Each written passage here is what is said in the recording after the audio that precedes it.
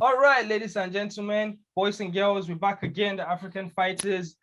Today, I have two MMA heavyweights out of Africa. Well, when I say heavyweights, I don't mean literally fighters. I mean they are learned. They are learned when it comes to combat sport. First of all, I have my boy Mayowa, owner, CEO, everything of Combat Sports NG. Shout out to Mayowa. What's up? I'm good, my guy. What's good, man? Happy to be back here. Mayowa, by the way, live from Toronto. Drinking water as always. Let's go. Drink water and mind your business. And next, we have Yagi. Yagi from America. Yagi, a man of very few words, but the words are always precise. As Izzy always says, I don't. How does he say it? I strike and I point and strike. Aim and fire.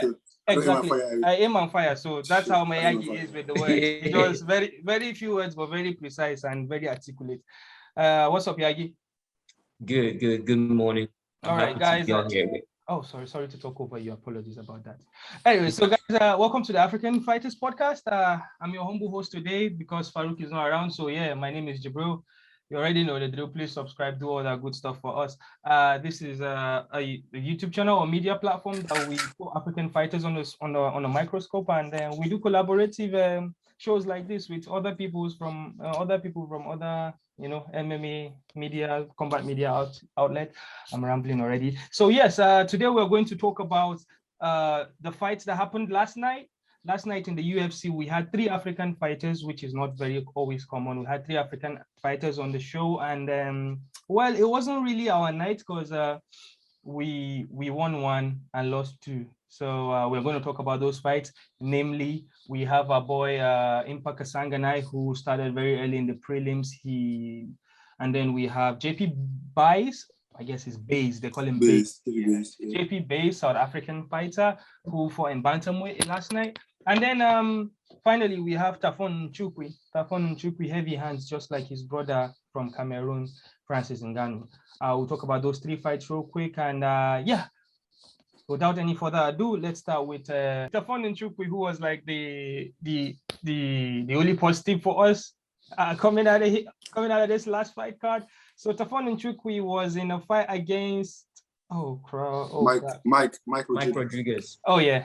And he won by unanimous decision, 10-27, easy, because, well, first of all, that Rodriguez kid had like a solid chin, because the Cameroon bombs that guy was throwing, man, with some Boko Haram intent, bro. He was landing and that guy was still standing already. Anytime.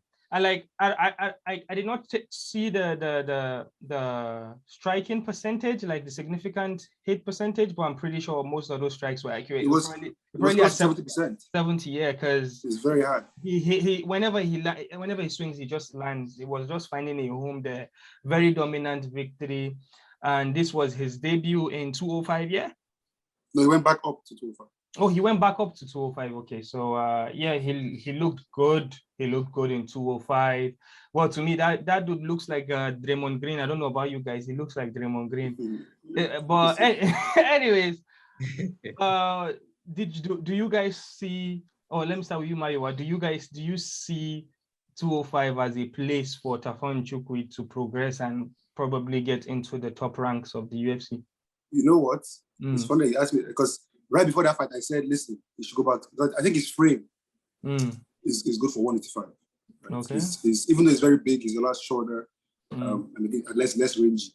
But the guy he beat, Mike Rodriquez, his record is not very, it's not a hit. He doesn't have a good record, right?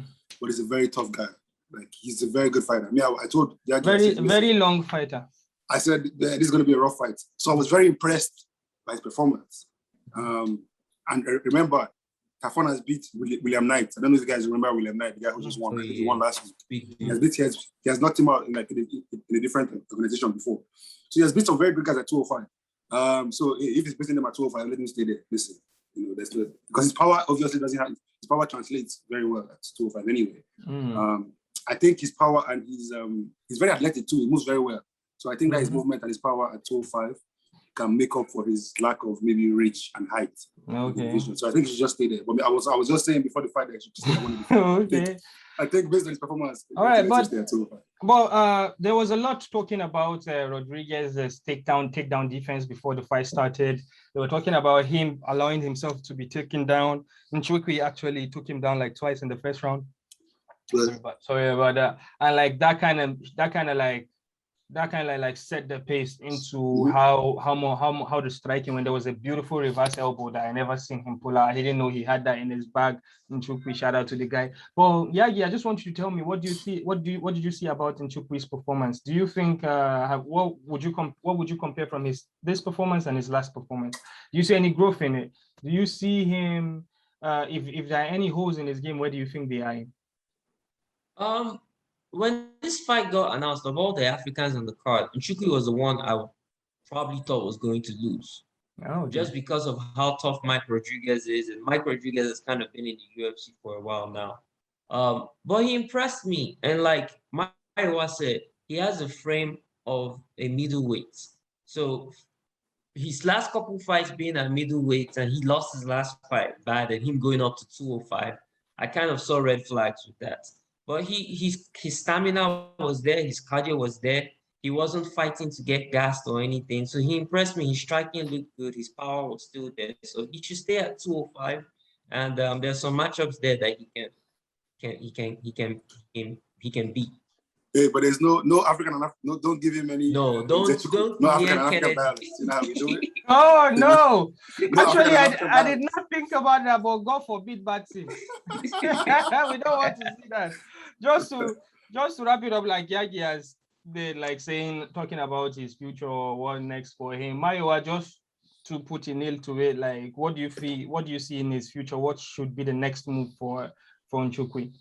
I think stay at 205. There's like Yagi said, there's some good matchups there for him.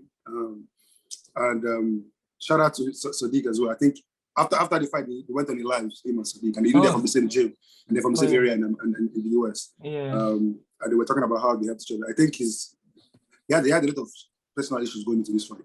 Okay. So it was a very big win for him. I think he should stay in the division. There's a lot of guys.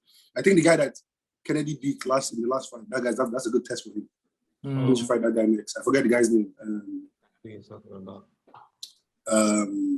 Danilo Marquez, I think that's his name. Yeah, Danilo Marquez. Yeah, I think that's a good fight for him. I think he should stay in the division. I keep trucking away. I wanted to fight Sam Alvey. Oh yes. Oh damn.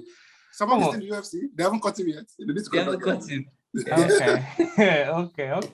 Okay. Great chat, guys. That's enough about what happened in the UFC fight night. Anthony Smith versus Ryan Spann. We're not going to talk about the main event because we don't really give up about it. So hey, you have to touch on it a little bit, I beg. Okay, I know there was a bit of drama in there at the end, which was trending more than the fight actually. Which actually my time will almost be done. But anyways, so I have not seen the fight fully. Why you are too excited about it? So I'm gonna let you take this away. Oh yeah. No. I want to say Spann is Kennedy's teammate from the same gym, so they're very close. So you know, and that's our division. So we're coming for that division. So Spann, shout out to you, but hey, that's our division. We're coming. You know, that's our division. You know. Yeah. That division that the Uriah Hall at the Elders in that gym that Uriah Hall at the Elders. Exactly. Yeah. Same gym. Yeah. And but shout out to Anthony Smith, man. I think his resurgence has been very impressive because at this time last year it was looking very green for him. He had lost 2 fights in a row. For him to come back and win 3 straight. And at the end of the fight, they kind of took a page out of the pro wrestling WWE route of building the next fight, and they were already talking about Rakic. I don't want to say that fight again. I don't want to say that. Well, why? Okay.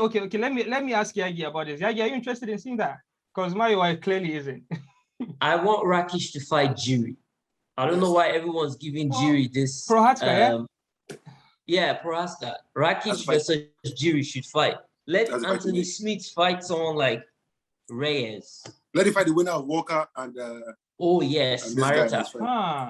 And Santos. Yes. Okay, you guys are doing some matchmaking there. Nice. It's good to see the two of you on the same level. If fought the guy last year, why you fight the guy last year and you got beat and you want to fight the guy again this year? No. We don't want to see that. All right, let's wrap that up. Enough about that fight card. And then Come on, Africans!